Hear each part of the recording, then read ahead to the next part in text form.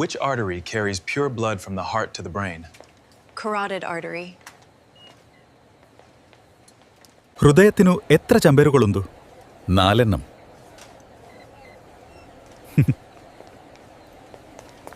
ഹൃദയത്തിൽ നിന്ന് ശ്വാസകോശത്തിലേക്ക് ശുദ്ധമായ രക്തം കൊണ്ടുപോകുന്ന ധമനി ഏതാണ്? Pulmonary artery. മനുഷ്യഹൃദയത്തിൽ എത്ര വാൽവുകളുണ്ട്? 4. രക്തത്തിലെ പഞ്ചസാരയുടെ അളവ് നിയന്ത്രിക്കുന്ന ഹോർമോൺ ഏതാണ്? Insulin.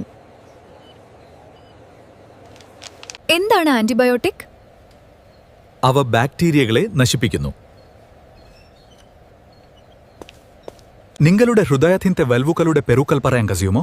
Mitral valve, tricuspid valve, pulmonary valve, aortic valve. മനുഷ്യ ശരീരത്തിലെ ഏറ്റവും വലിയ ആന്തരിക അവയവം? ലിവർ.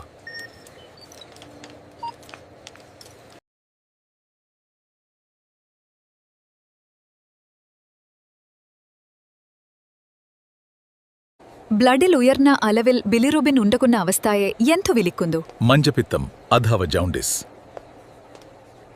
മനുഷ്യ ശരീരത്തിലെ ഏറ്റവും ചെറിയ ഗ്രാന്ഥി എട്ടനോ? പൈനിയൽ ഗ്രാന്ഥി. പിത്തം ഉൽപ്പാദിപ്പിക്കുന്ന ആന്തരിക അവയവം? കരൾ. മനുഷ്യ ശരീരത്തിലെ ഏത് ആന്തരിക അവയവമാണ് പിത്തരസം ഉൽപ്പാദിപ്പിക്കുന്നത്? കരൾ. ഏത് ഗ്രന്ഥിയാണ് ഗ്ലുക്കാഗോൺ ഉൽപ്പാദിപ്പിക്കുന്നത്? പാൻക്രിയാസ്. ഓക്സിറ്റോസിൻ ഉൽപ്പാദിപ്പിക്കുന്നത് ഏത് ഗ്രന്ഥിയാണ്? പിറ്റ്യൂട്ടറി ഗ്രന്ഥി. കോർട്ടിസോൾ ഉൽപ്പാദിപ്പിക്കുന്ന ഗ്രന്ഥി ഏതാണ്?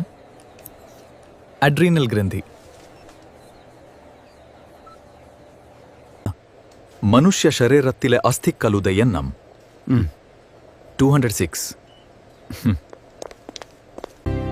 രക്തത്തിൽ തൈറോയ്ഡ് അളവ് കൂടുമ്പോൾ ഉണ്ടാകുന്ന അവസ്ഥയെ എന്താണ് പറയുന്നത്? Hyper thyroidism. രക്തം കട്ടപിടിക്കാൻ ഏത് വിറ്റാമിനാണ് സഹായിക്കുന്നത്? Vitamin K. രക്തത്തിൽ വിഷാംശം കലരുന്ന അവസ്ഥയ്ക്ക് എന്താണ് പറയുന്നത്? സെപ്റ്റിസെമിയ.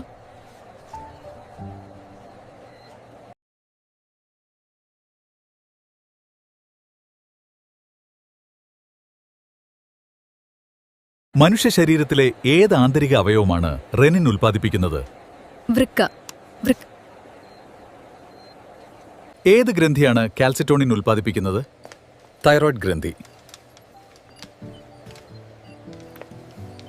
തൈറോക്സിൻ T3 ഉം തൈറോക്സിൻ T4 ഉം ഉൽപ്പാദിപ്പിക്കുന്നത് ഏത് ഗ്രന്ഥിയാണ്? തൈറോയ്ഡ് ഗ്രന്ഥി.